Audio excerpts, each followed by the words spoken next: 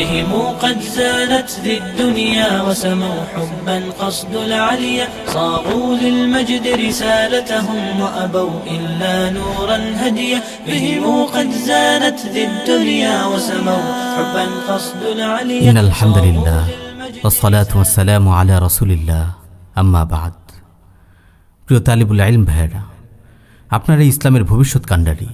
অনাগত দিনগুলোতে আপনারাই উম্মার নেতৃত্বের আসনে সমাসীন হবেন। আপনাদের ইখলাস ও নিষ্ঠা, ত্যাগ ও কুরবানি, যোগ্যতা ও কর্মদক্ষতার উপর নির্ভর করবে এদেশে ইসলামের ভবিষ্যৎ। তাই একজন আদর্শ তালিবুল ইলম দিনের ভবিষ্যৎ নিয়ে ভাবে। আগামী দিনগুলোতে এদেশের জমিনে মুসলমানদের কোন ধরনের চ্যালেঞ্জ মোকাবেলা করতে হবে তা নিয়ে সে গভীরভাবে চিন্তা করে। দিনের চাহিদার দিকে তাকিয়ে সে নিজেকে গড়ে তোলে। দিনের কোন কোন সেক্টরে মোটেও কাজ হচ্ছে না, কোন কোন বিভাগে কাজের ঘাটতি আছে তা গভীরভাবে লক্ষ্য করে। ধীরে ধীরে সে নিজেকে দিনের অভাব পূরণে যোগ্য করে গড়ে তোলে। একজন আদর্শ তালিবুল ইলম আল্লাহ তাআলা ও রাসূল সাল্লাল্লাহু আলাইহি ওয়াসাল্লামকে হৃদয় দিয়ে ভালোবাসে। ইসলাম ও মুসলমানদের ঘিরেই আবর্তিত হয় তার যত স্বপ্ন। আল্লাহর জমিনে আল্লাহর বিধান কায়েম করার সংগ্রামে অংশগ্রহণ করাই তার জীবনের মৌলিক লক্ষ্য। দ্বীনে ইসলামকে সমস্ত বাতিল ধর্ম ও মতবাদের উপর বিজয়ী করার জন্যেই আল্লাহ তাআলা রাসূল সাল্লাল্লাহু আলাইহি ওয়াসাল্লামকে প্রেরণ করেছেন। একজন ওয়ারেসে নবী হিসাবে সে নিজের হিস্সার জিম্মাটুকু আদায় করার জন্য প্রস্তুতি নেয়। আল্লাহ তাআলা বলেন, হুয়াল্লাযী আরসালা রাসূলাহু বিল হুদা ওয়া দীনিল হক লিইয়ুযহিরাহু আলাদ দীনি কুল্লিহি ওয়ালাউ কারিহাল মুশরিকুন। সকল দিনের উপর জয়যুক্ত করার জন্যেই তিনি পথনির্দেশ ও সত্য দিন সহ তার রাসূলকে প্রেরণ করেছেন, যদিও মুশরিকরা তা অপছন্দ করে। প্রিয় ভাই, এই ভূমিতে দিনের প্রদীপ আজ নিভু নিভু। এদেশের রাষ্ট্র ব্যবস্থায় ইসলাম নেই। মানবরচিত কুফরি সংবিধান দ্বারা পরিচালিত হয় এই রাষ্ট্র। ইসলামী হদুদ কিসাস বিচার ব্যবস্থা কিছুই নেই এদেশের আদালতগুলোতে। সামাজিক ও পারিবারিক জীবন থেকেও ইসলাম নির্বাসিত। সুদ, ঘুষ, গুম, খুন, ধর্ষণ, জুলুম, রাহজানি এদেশের নিত্যনৈমিত্তিক ঘটনা। একটু লক্ষ্য করলে আপনি বুঝতে পারবেন এই সমাজ আবার জাহিলিয়াতের দিকে যাত্রা করেছে। ব্যক্তি জীবনে ইসলামের মুষ্টিময় কিছু বিধান পালন করা ছাড়া ইসলামের আর কিছুই নেই। ইসলামের পরিপূর্ণ রূপ সম্পর্কে কোনো ধারণাই নেই এদেশের মানুষের। সাধারণ আলেমরাও এই খণ্ডিত ইসলামের ধারণাই অন্তরে লালন করেন। আল্লাহ তাআলা বলেন, আফাতুমিনুনা বিবাদিল কিতাব ওয়া তাকফুরুনা বিবাদ ফামা জাযাউ মান ইয়াফআলু যালিকা মিনকুম ইল্লা খিজয়ুন ফিল হায়াতিদ দুনিয়া ওয়া ইয়াউমাল কিয়ামাতি ইউরাদ্দুনা ইলা আশাদ্দিল আযাব। তবে কি তোমরা কিতাবের কিছু অংশকে বিশ্বাস করো এবং কিছু অংশকে প্রত্যাখ্যান করো? সুতরাং তোমাদের মধ্যে যারা এরূপ করে তাদের প্রতিফল পার্থিব জীবনে হীনতা এবং কিয়ামতের দিন তারা কঠিন শাস্তির দিকে নিক্ষিপ্ত হবে। অন্য আয়াতে আল্লাহ তাআলা আরো বলেন, ইয়া আইয়ুহাল্লাযীনা আমানু দুখুলু ফিস সিলমি কাফা ওয়া লা তাত্তাবিউ খুতুওয়াতিশ শাইতান ইন্নাহু লাকুম আদুউম মুবিন।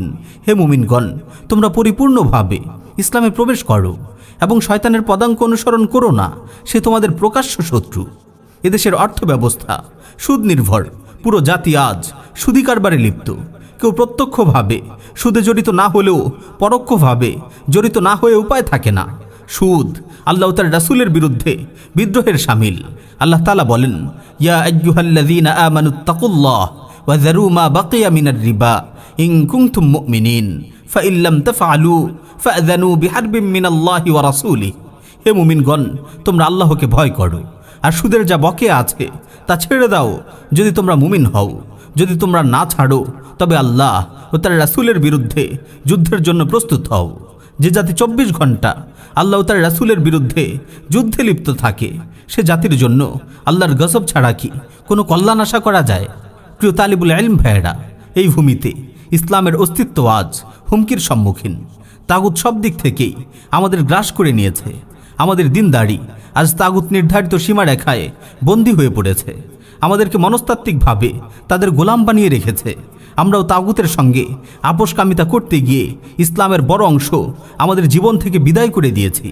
দিনের যে অংশই আমাদের কাছে কোরবানি চেয়েছে, যে অংশই আমাদের কাছে ঝুঁকিপূর্ণ মনে হয়েছে, সে অংশকেই আমরা ছেটে ফেলেছি। ঝুঁকিমুক্ত দিনদারির স্বাদে বিভোর হয়ে আমরা দিনের মৌলিক চাহিদাগুলো থেকে মুখ ফিরিয়ে নিয়েছি। প্রিয় ভাই, আমাদের অধপতনের অন্যতম মৌলিক কারণ বিশুদ্ধ ইসলামী আকীদার বিস্তৃতি। ইসলামী সমাজ ব্যবস্থার মূল ভিত দাঁড়িয়ে থাকে বিশুদ্ধ ইসলামী আকীদার উপর। আজ এই আকীদার চর্চাই আমাদের শিক্ষাঙ্গন থেকে মোটামুটি নির্বাসিত। আকীদার পাঠ ও শিক্ষাকে কেমন যেন মোস্তাহাব পর্যায়ে ফেলে রাখা হয়েছে।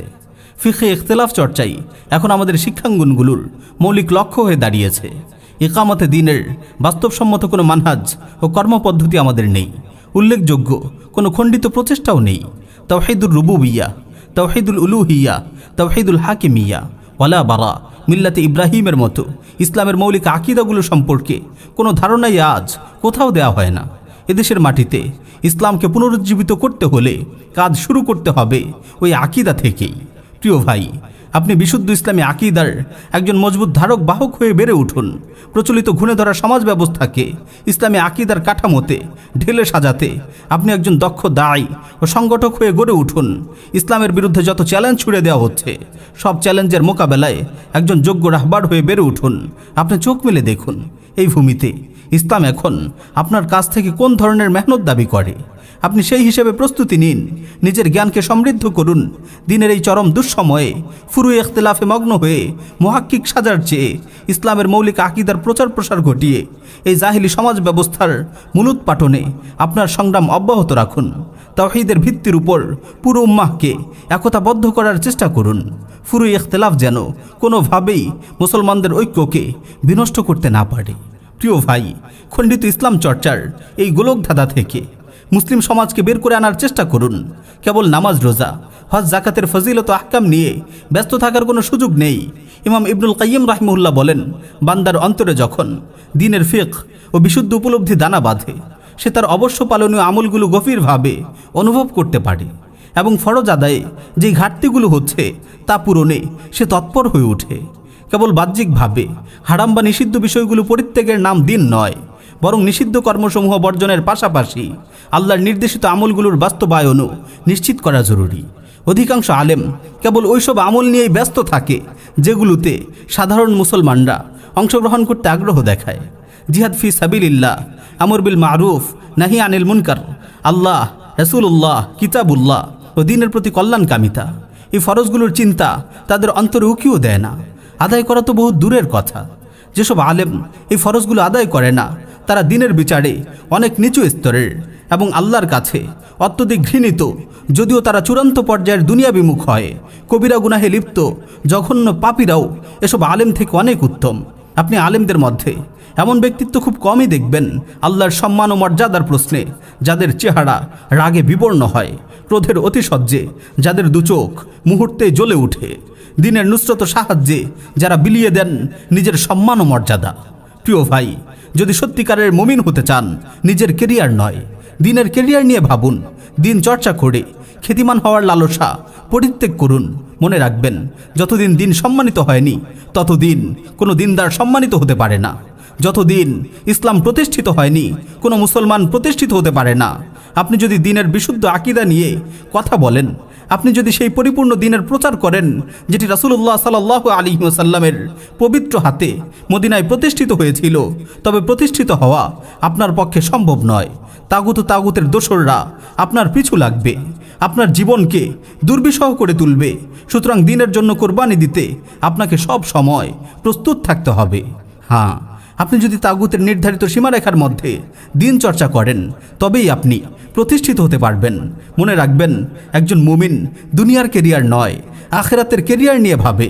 আল্লাহ তাআলা আমাদের সবাইকে দ্বীনের জন্য কবুল করুন, অন্তরে ইখলাস ও নিষ্ঠা দান করুন।